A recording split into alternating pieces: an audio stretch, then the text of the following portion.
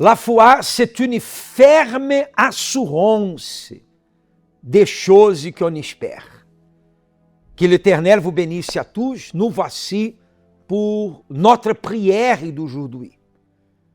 Aujourd'hui, nous allons même faire une prière avec une bouteille d'eau ou un verre d'eau.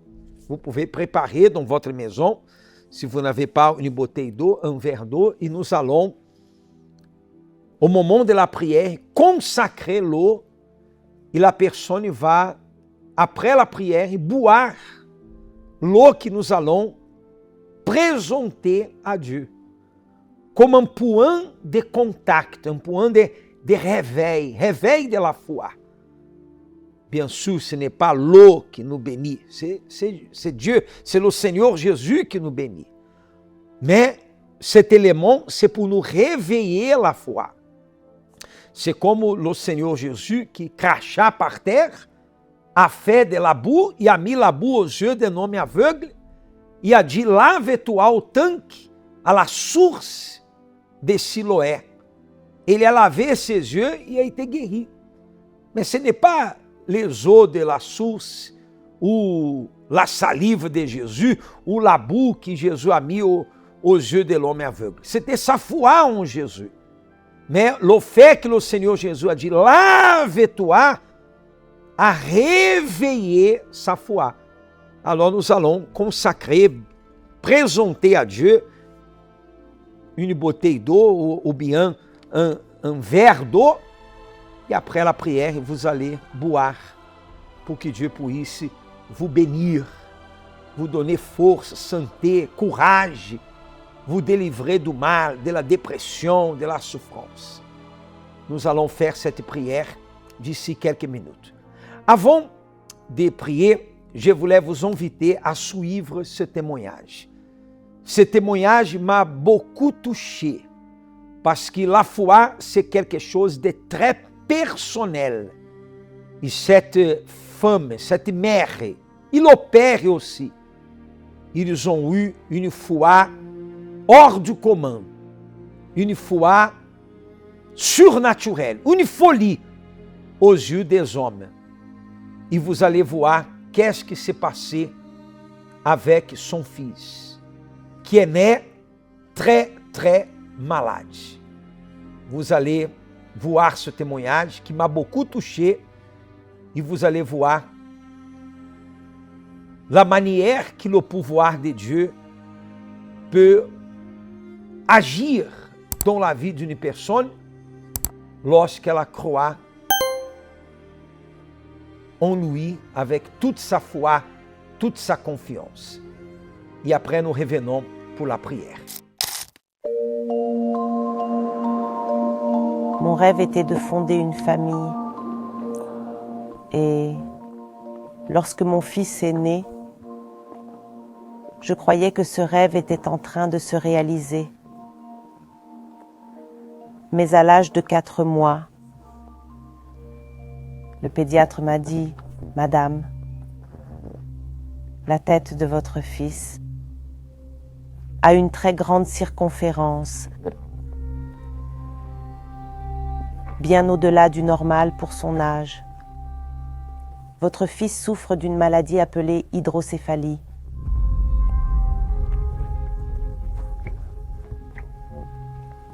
Je vais vous demander de l'emmener chez un neurochirurgien. En plus de ce problème d'hydrocéphalie, il avait un reflux très intense. Alors on sortait avec des sacs, plusieurs sacs, parce qu'il devait changer de vêtements tout le temps. Nous sommes arrivés chez le premier neurochirurgien et il a dit « Madame, nous allons mettre une valve dans la tête de votre fils parce que sa tête grandit et qu'il y a de l'eau à l'intérieur. » Puis nous sommes allés voir un autre médecin qui était un médecin très réputé et elle m'a dit la même chose. « Votre fils a besoin d'une opération. » Elle m'a dit de faire les tests préopératoires et j'ai répondu que non, que j'allais encore y réfléchir, que j'allais voir ce que j'allais faire. Elle m'a alors regardé dans les yeux et m'a dit Je ne pense pas que vous compreniez. Si ça avait été mon fils, j'aurais opéré hier.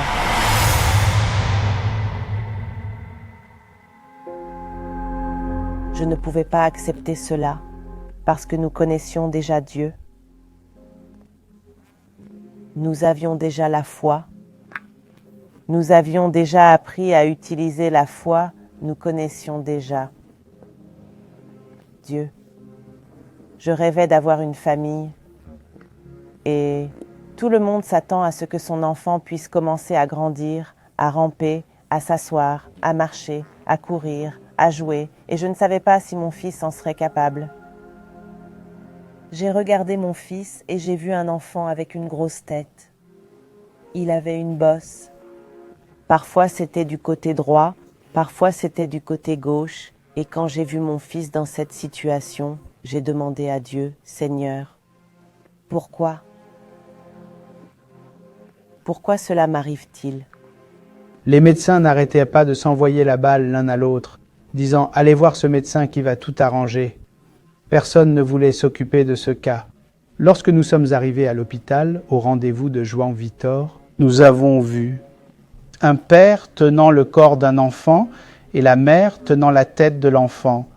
C'était comme si je me voyais à travers cette scène. Ma femme et moi parlions et nous demandions l'un à l'autre « Est-ce que cela va arriver aussi à João Vitor ?» À l'époque, j'étais au chômage, j'avais une voiture et ma maison financée. Et j'ai tout perdu. L'huissier de justice est allé prendre la maison et notre voiture. Cette voiture, nous l'utilisions pour emmener João Vitor à l'hôpital.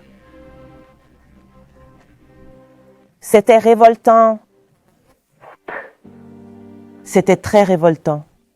Parce que je me disais, Seigneur, ce n'est pas juste. Un enfant avec une tête de cette taille, il allait être opéré. Il allait être équipé d'une valve. Il allait drainer. Mais à l'âge de 7 ans, cette valve devait être remplacée. Donc cette opération n'allait pas résoudre le problème de mon fils.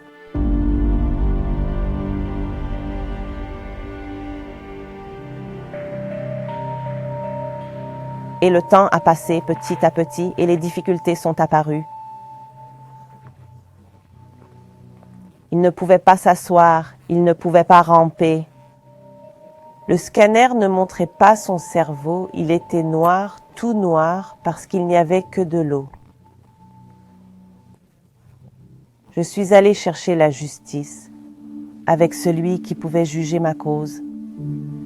Et j'ai dit, Seigneur, ce n'est pas juste que nous perdions des jours de travail, des jours de congé, peu importe, dans un hôpital toute la journée, pour repartir avec la même réponse qu'hier, qu'avant-hier, et qu'il n'y ait pas de changement.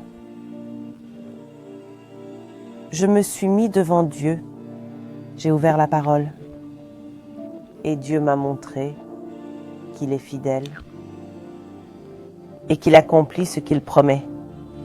Il a promis, il a dit qu'il porterait nos douleurs et nos infirmités. C'est la parole que j'ai apprise, c'est la parole qui m'a été révélée. Donc s'il a promis et s'il est fidèle, il devait l'accomplir. C'est alors qu'est arrivée la campagne du sacrifice. Je ne savais pas ce qu'il allait faire. Je savais juste que Dieu allait le faire. Je ne savais pas quoi, mais je savais qu'il le ferait. Nous y avons mis toute notre force.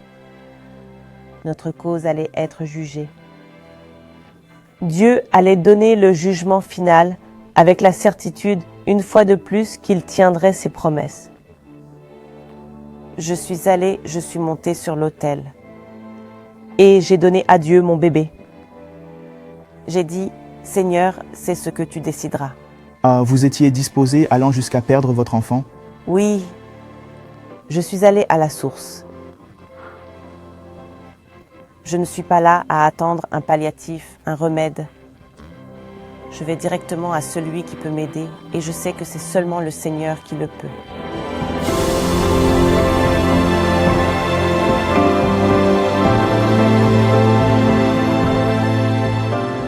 Madame Fernanda met la question qui ne veut pas se taire.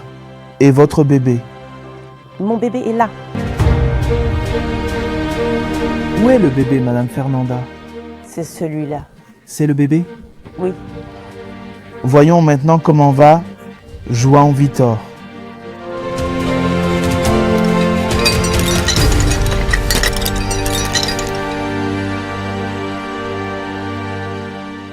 Après tout cela, quand nous sommes arrivés à l'hôpital, le jour tant rêvé est arrivé. Et l'on m'a dit ceci. Madame, ce n'est plus nécessaire de garder João Vitor ici. Parce que dans ce dernier test, l'eau a pratiquement disparu. Il en reste très peu. Nous allons donc faire sortir João Vitor. Mais son dossier médical ne sera pas fermé. Quand il aura 18 ans, vous reviendrez ici avec lui et nous pourrons le clore avec l'examen final. S'il a des problèmes, vous revenez immédiatement. Mais dans mon intérieur, je me disais déjà qu'il ne reviendra pas, parce que j'étais absolument certaine que mon cas a été jugé. Il y avait un journal qui présentait les étudiants les plus brillants et il y apparaissait toujours. Ensuite, il a été approuvé dans une université fédérale. Des milliers de personnes ont postulé pour 35 places et il a été accepté. Et de cet enfant, depuis le premier examen, où on n'y voyait rien, où il n'y avait qu'un fond noir qui empêchait de voir le cerveau de mon fils avec toute l'eau. Et là aujourd'hui, en bonne santé, intelligent, surmontant de nombreux obstacles. J'ai vu qu'il était arrivé avec des objets. Explique-moi, João Vitor, de quoi il s'agit, pour que les gens comprennent. Ce sont des médailles que j'ai gagnées en participant à des Olympiades. Voici des médailles de l'Olympiade des mathématiques, de l'Olympiade des sciences, de l'Olympiade portugaise. Il y a plusieurs médailles de différents concours que j'ai accumulées au fil des ans. Et l'une d'entre elles, en particulier celle-ci, cette médaille, je l'ai gagnée en Chine en 2019. Notre groupe a été l'un des points forts de cette Olympiade et nous avons eu l'occasion de représenter le Brésil en Chine. Mais ce trophée était aussi le fruit de l'autel parce que c'était un vœu que j'avais fait avec Dieu pour être capable d'arriver là où j'ai réussi à arriver. Et cette blouse blanche? Cette blouse blanche est aussi le fruit de l'autel. Cette blouse blanche est la blouse que je porte. Aujourd'hui, je suis en médecine dans une université fédérale et c'est la blouse que je porte. Que prétends-tu faire en médecine? Je veux devenir neurochirurgien. J'aligne toutes mes études, toutes mes forces, je les mets au service de cet objectif qui est de devenir neurochirurgien. Médecin, c'est incroyable. Neurochirurgien en plus. Un enfant dont le médecin a dit qu'il aurait du mal à marcher, qui aurait des difficultés à étudier. C'est ce que tous les médecins nous disaient. Et aujourd'hui, João Vitor étudie médecine en université fédérale. Je vois la main de Dieu.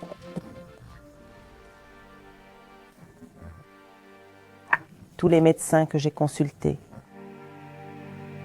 Mon fils était là avec moi en train d'être consulté. Et aujourd'hui, il étudie pour être un instrument dans la main de Dieu, pour bénir ces mères que j'ai vues tant souffrir. Que disent tes professeurs à propos de ton cas? Ils n'y croient pas. Pourquoi? Un jour, quelqu'un a mentionné l'hydrocéphalie pendant un cours. J'ai demandé, un enfant né avec une hydrocéphalie, est-il guérissable sans chirurgie? On m'a répondu que non. Est-ce possible? Non, ce n'est pas possible. Et c'est là que je viens dire, mais c'était possible avec moi. J'ai été guéri. Et là, il ne me croit pas. Un de mes professeurs a même demandé à voir mes examens. Il ne croyait pas ce que je disais. Il a demandé à voir les scanners. Il les a vus et a dit « Eh bien, vous n'avez pas été opéré ?» J'ai dit que je n'avais pas été opéré, mais je suis guéri. Si quelqu'un a des doutes, tu te souviens que tu devais y retourner quand tu aurais 18 ans? Ici? Un scanner dans les limites de la normale. Et quelle est la plus grande médaille, le plus grand trophée que tu as conquis? La plus grande médaille, le plus grand trophée, n'est aucune de celles-ci, en fait. Ma plus grande médaille dans la vie a été de recevoir le Saint-Esprit. C'est la plus grande, la plus grande. On pourrait toutes les mettre ensemble et me proposer d'échanger le Saint-Esprit contre elles. Non, je ne l'échangerai pas. Ma réussite en médecine, en fait, n'arrive pas à la cheville de ce que j'ai conquis.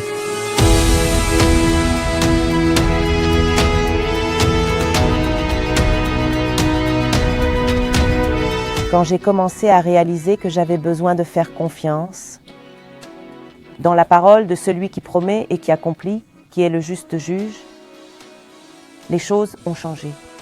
J'ai détourné mon attention de la table des médecins et je me suis tournée vers la table de Dieu, le juste juge.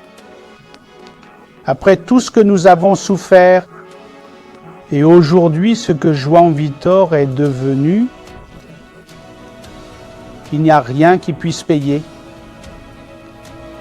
seulement l'autel. Je t'aime.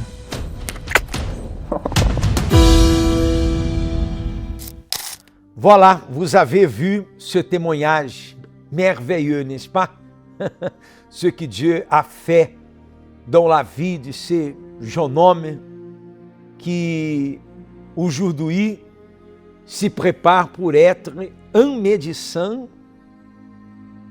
neurologue, exactement, dans le domaine, dans la branche de la médecine, qui n'a pas pu résoudre son problème. Il a résolu son problème sur l'autel de Dieu.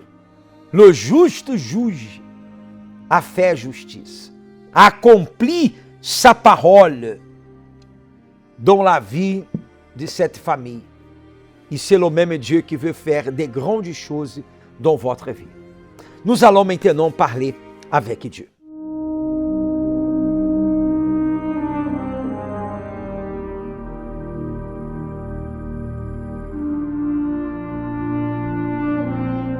Mon Dieu et mon Père, au nom du Seigneur Jésus-Christ, nous voici dans cette chaîne de prières que nous faisons tous les jours, mon Père. Et aujourd'hui, en spécial, et nous sommes ici maintenant réunis dans une seule fois avec des centaines, des milliers de personnes qui acompanham ou acompanheront cette prière, et où arrive notre voix, notre image, puisse arriver ton pouvoir pour bénir la vie de toutes ces personnes. L'Éternel des armées, fais justice dans la vie de ton peuple, accomplis ta parole dans la vie de ton peuple, mon Père. Ce que nous te demandons, c'est simplement l'accomplissement de ta parole. Viens bénir tes enfants.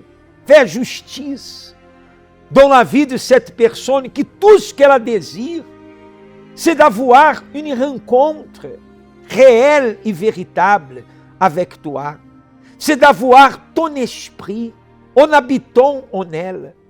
Cette personne, mon Dieu, qui demande ta bénédiction pour sa vie sentimentale, familiale, ou bien pour la santé, ou même dans la vie financière ou professionnelle.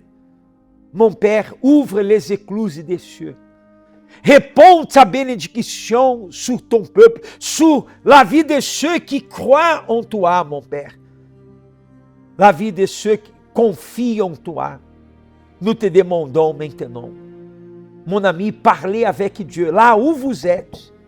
Il écoute votre prière, il écoute votre clameur. Parlez avec Dieu en ce moment.